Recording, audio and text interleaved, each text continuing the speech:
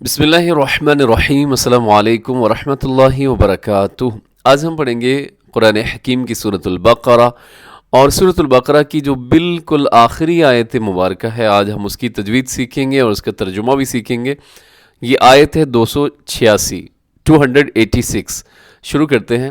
بسم اللہ الرحمن الرحیم، لا يكلف اللہ نفسا الا وسعها لها ما كسبت وعليها ما اكتسبت ربنا لا تؤاخذنا إن نسينا أو أخطأنا۔ جی اب اس آیت مبارکہ کی تجوید دیکھیے گا۔ سب سے پہلے لا یکلف اللہ، لفظ اللہ موٹا رکھیے گا، اس سے پہلے فا کے اوپر پیش ہے۔ نفسن الا، یہاں نفسن پہ تنوین کے بعد حمزہ ہے تو یہاں اظہار ہوگا۔ نفسن الا، اظہار کا مطلب ہوتا ہے غنہ نہیں کرتے۔ الا وسعها، یہاں وقف کیجیے گا، رموز اوقاف میں سے یہاں طا ہے، اور وقف میں وصل میں ملا کر دونوں صورتوں میں ایک جیسا ہی پڑھا جائے گا، اس میں کوئی تبدیلی نہیں ہوگی۔ آگے لها ما كسبت وعليها ما اكتسبت، اب اس میں دیکھیے گا سب سے پہلے لها ما كسبت، ان دونوں کو آپ نے لمبا کرنا ہے، اس میں ساتھ الف مدہ ہے، اور وعليها، اس کو علیہ نہیں پڑھنا اپنے، وعليها ما اكتسبت، یہاں بھی کیا ہوگا جی، آخر میں آپ وقف کر دیجیے گا، اور وقف میں یہاں بھی کوئی تبدیلی نہیں ہوگی، جیسے لکھا ہوا ہے آپ نے ویسا ہی پڑھ دینا ہے، مکتسبت۔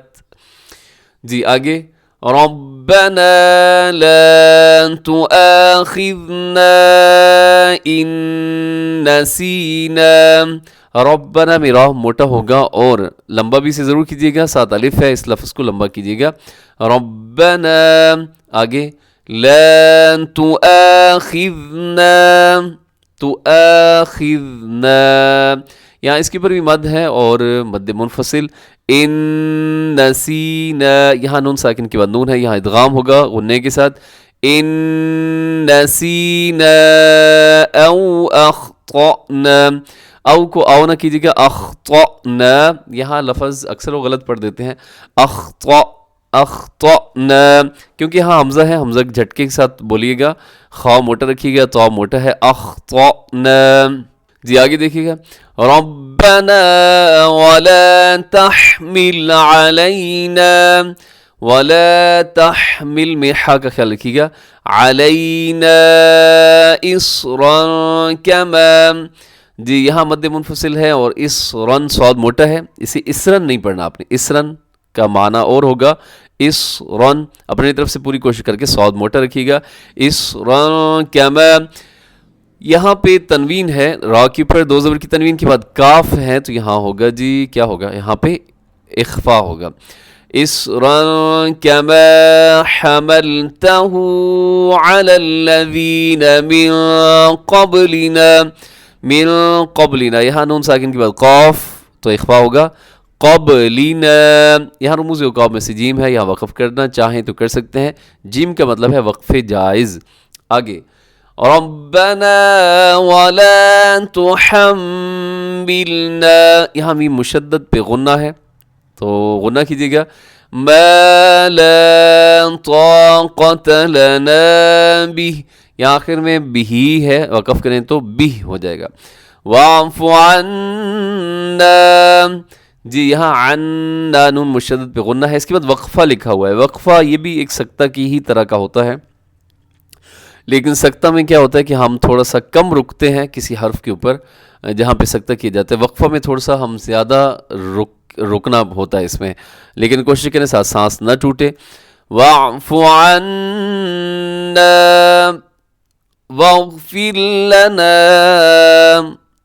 وارحمنا، جی یہاں وارحمنا میں را پر پڑھا جائے گا، اور را، اچھا اس کے ساتھ ایک اور چیز بھی ساتھ دیکھیے گا، اگر آپ یہاں وقف کر بھی لیتے ہیں واعف عنا تو کوئی حرج کی بات نہیں ہے، ایسے کوئی معنی میں کوئی کسی قسم کی تبدیلی نہیں آتی، اس لیے ایسا نہ ہو آپ اپنے آپ کو بہت زیادہ مشقت میں ڈالیں. خاص طور پہ جو تھوڑی سی ایج زیادہ ہو جاتی ہے تو وہ تو بالکل یہاں رسک نہ لیں ان کے اوپر، یعنی سانس آپ روک کے رکھیں. تو ایسا آپ نہ کیجیے. ہاں جو جوان ہیں جن کے اندر ذرا ہمت طاقت زیادہ ہوتی ہے تو وہ یہاں پر اس کو اس کے اصول کے مطابق اگر پڑھیں تو زیادہ اچھا ہے. لیکن اگر آپ وقف کر بھی لیتے ہیں، یعنی واعف عنا، یہاں سانس توڑ دیا اور رک گئے، تو بھی کوئی ایسا اس سے معنی کے اندر کوئی تبدیلی نہیں آتی. جی واغفر لنا، اور یہاں را ساکن ہے، واغفر لنا، را ساکن سے پہلے زیر ہے تو آپ یہاں کیا کیجئے گا، را کو باریک رکھیے گا. وارحمنا، یہاں را موٹی پڑھیں گے کیونکہ را ساکن سے پہلے واو کے اوپر ضمیر ہے اور آپ نے را کو پر پڑھنا ہے. وارحمنا کو اگر آپ آگے ملا کے پڑھیں گے تو وارحمنا کے اوپر مد آئے گی، جسے مد منفصل کہا جاتا ہے. یہاں پہ وارحمنا انت مولانا فانصرنا، یہاں نون ساکن کی بات صاد، یہاں پہ کیا کریں گے جی، اخفا کریں گے. را بھی اس میں پر ہوگا اور حرف صاد بھی پر پڑھا جائے گا. فانصرنا علی القوم الکافرین. اس آیت مبارکہ کو آپ ایک دفعہ پھر سن لیجیے گا، میں اسے دہرا رہا ہوں کیونکہ یہ آیت ہم اکثر عام طور پہ جو ویسے نماز کے بعد دعائیں پڑھتے ہیں اس کے اندر بھی ہماری کوشش ہوتی ہے کہ یہ جو دعائیں ہیں، دعا والی یہ جو آیت مبارکہ ہے ہم اس کی تلاوت کر دیں. تو اس لیے میں اس کو ایک دفعہ پھر ریپیٹ کر رہا ہوں تاکہ آپ اس کو اچھے طریقے سے سن لیں اور پھر اس کے مطابق آپ لوگ اس کی تلاوت کریں. بسم اللہ الرحمن الرحیم. لا يكلف الله نفسا إلا وسعها لها ما كسبت وعليها ما اكتسبت ربنا لا تؤاخذنا إن نسينا أو أخطأنا ربنا ولا تحمل علينا إصرا كما حملته على الذين من قبلنا ربنا ولا تحملنا ما لا طاقة لنا به واعف عنا واغفر لنا وارحمنا أنت مولانا فانصرنا على القوم الكافرين. صدق اللہ العظیم. جی اس آیت مبارکہ کا آپ ترجمہ سماعت کر لیجیے. لا یکلف، نہیں تکلیف دیتا، اللہ نفسن کسی کو، الا مگر، وسعہا اس کی گنجائش، لہا اس کے لیے، ما جو، کسبت اس نے کمایا، وعلیہا اور اس پر، مکتسبت جو اس نے کمایا. ربنا اے ہمارے رب، لا تؤاخذنا تو نہ پکڑ ہمیں، ان نسینا اگر ہم بھول جائیں، او اخطأنا یا ہم سے کوئی خطا ہو جائے، ہم سے کوئی چوک ہو جائے. ربنا اے ہمارے رب، ولا نہ، تحمل ڈالیے، علینا ہم پر، اسرن بوجھ، کما جیسے، حملتہ آپ نے ڈالا، علی الذین جو لوگ پر، علی پر، الذین جو لوگ، من قبلنا ہم سے پہلے. ربنا اے ہمارے رب، ولا تحملنا اور نہ ہم سے اٹھوائیے، ما جو، لا طاقت نہ طاقت، لنا ہم کو، یعنی جو ہمارے اندر جس کی طاقت نہیں ہے ایسا بوجھ ہم سے نہ اٹھوائیے.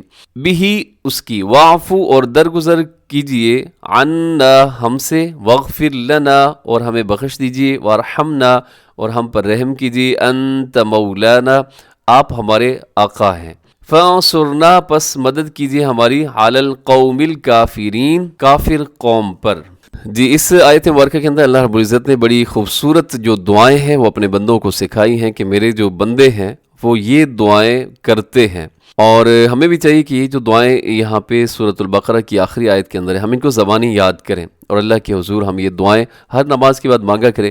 کتنی خوبصورت دعائیں ہیں کہ اللہ آپ ہمیں نہ پکڑیے اگر ہم بھول جائیں یا ہم سے کوئی غلطی ہو جائے، اور ہمارے اوپر ایسا بوجھ نہ ڈالیے جیسا کہ آپ نے پہلے لوگوں پر بوجھ ڈالا ہے، ٹھیک ہے، اور ہم سے وہ نہ اٹھوائیے جس کے اٹھانے کی ہمارے اندر طاقت نہ ہو، ہمیں معاف کر دیجئے، بخش دیجئے، ہماری مدد کیجئے کافروں کے مقابلے میں۔ تو بڑی خوبصورت دعائیں ہیں۔ ہمارے ہاں کیا ہوتا ہے کہ ہم پوری نماز بڑے خشوع خضوع کے ساتھ پڑھ لیتے ہیں، مطلب پڑھنے کی بہت کوشش کرتے ہیں، لیکن جو ہی ہم دعا کے لیے ہاتھ اٹھاتے ہیں تو اس وقت ہم پوری طرح سے غافل ہو جاتے ہیں۔ مطلب اکثر لوگ دیکھا ہے کہ دعا بھی کر رہے ہوتے ہیں، ہاتھ اٹھائے ہوتے ہیں، لیکن نظر کہیں ادھر ادھر چل رہی ہوتی ہے۔ تو دعا جو ہے اسے کہا گیا ہے کہ یہ عبادات کا مغز ہے، تو اس لیے جو بھی دعائیں کریں کوشش کیا کریں کہ اس کے جو معانی ہیں، اس کا جو مفہوم ہے، اس سے آپ پوری طرح سے واقف ہوں، آپ کو پتہ ہو کہ آپ اللہ کے سامنے کس چیز کی ڈیمانڈ کر رہے ہیں، کیا چیز اللہ سے مانگ رہے ہیں، اور عربی دعائیں بھی پڑھا کریں اور ساتھ ساتھ اپنی زبان کے اندر بھی اللہ کے حضور آپ اپنا جو مسئلے مسائل ہیں وہ وہاں پر اللہ کے سامنے پیش کیا کریں، اللہ کو بتایا کریں اور اللہ سے مدد مانگا کریں۔ ٹھیک ہے، اس کے ساتھ ہی ہماری سورۃ البقرہ مکمل ہو گئی الحمدللہ، اور یہ بڑا خوشی کا دن ہے۔ سورۃ البقرہ جو قرآن پاک کی سب سے بڑی سورت ہے وہ الحمدللہ آج ہم نے مکمل کر لی ہے۔ تو اللہ رب العزت سے میں دعا کرتا ہوں اس موقع پر کہ اللہ رب العزت ہمارے اس پڑھنے کو، اس سننے کو، سنانے کو اپنی بارگاہ عالیہ کے اندر قبول و منظور فرمائے، اور اس کے ساتھ ساتھ ہمیں اخلاص کی دولت سے اللہ تعالیٰ مالا مال فرمائے اور عمل کی توفیق بھی اللہ تعالیٰ عطا فرمائے، قرآن پاک کی محبت ہمیں عطا فرمائے۔ آپ کے لیے بہت ساری دعائیں ہیں جو ہمارے ساتھ ساتھ چلتے رہے ہیں۔ اللہ رب العزت آپ سب کو سلامت رکھے، خوش رکھے، اور تو اب آپ سے میں اجازت چاہوں گا جی۔ السلام علیکم ورحمۃ اللہ وبرکاتہ۔